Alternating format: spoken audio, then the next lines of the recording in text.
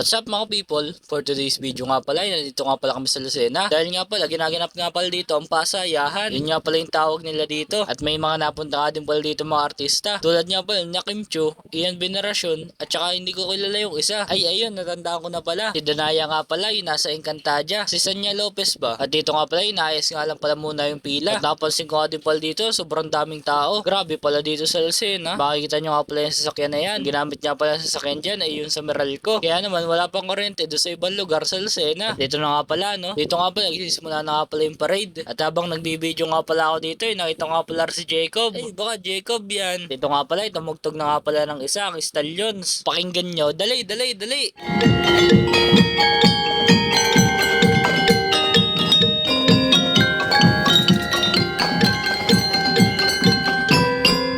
O diba, Wawa Will? Mes, pwede ba sumayaw tayo? At meron pa nga palang isang tinugtog. Ito nga pala yun. Tugtog nga pala ito. Uso nga pala ngayon. Kaya naman, pakinggan nyo. Dali, dali, dali.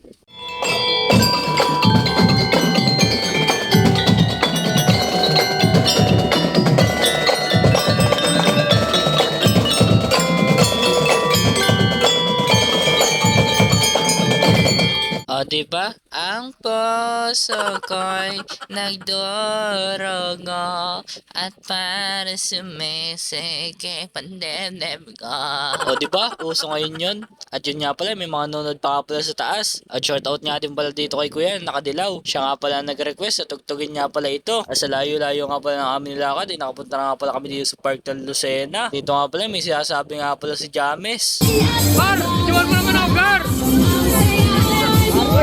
O diga, ipagkakakaya. Siyempre, hindi naman pwede. Mawala ako dito sa video. Kaya naman, nag-video ako ng sarili ko. Na nga, no, pagkatapos nga pala namin lumipad at tumawid ng 3 ilog, nakarating na nga pala kami dito sa SM. At dito nga pala, medyo hindi na nga pala mainit. Dahil nga pala, anong oras na din, no? At pagkatapos nga pala pumarada ng 2 oras, o higit pa, ay finally, nakapagpahinga na nga din pala kami dito. Ito na nga lang pala binaba yung mga gamit. Dahil nga pala, antayin na nga lang pala namin yung sasakyan na hinahakutan. At yan nga pala yung mga gamit, no? Bigat nga pala ng isa niyan, Gar. At dahil nandito na nga din pala tayo sa tabi ng SM, may lubusin na din natin. Kaya naman, pumasok nga pala kami dito ni James para umihi. Dito nga pala, sala pa nga pala yung paggamit namin ng escalator, no? Dahil may sign nga pala ng walk at saka run. Stand pala. At naglalakad nga lang pala kami dito. Nakita nga pala si Gongcha. Long time no see nga pala sa SM. Parang nung nakaraang buwan, nandito lang din ako. At pagkatapos nga pala namin umihi at lumabas nga pala kami dito, pagtingin nga pala namin dito sa labas ay sobrang dilim na. At dito nga pala, nagtatanong nga pala kami sa mga taong dumadaan kung nandiyan na ba talaga si Kim Chiu. Dahil nga pala, hindi namin nakita. Syempre, dito nga pala, nagagala-gala muna kami sa labas. May nakikita nga din pala kami dito pagkain. Kaya naman, pumunta kami doon na James. So, may rice nga lang din pala yun. Hindi ko na nga pala isama dito sa video dahil nga pala, hindi ko dala yung cellphone ko. At sa part nga pala na ito, tapos na nga din pala yung mga event. At naghahakot na nga din pala ng mga gamit. Syempre, pasimpleng video lang muna tayo dyan para halatang hindi nagbablog. At hanggang sa muli, bye-bye! Follow na mga people!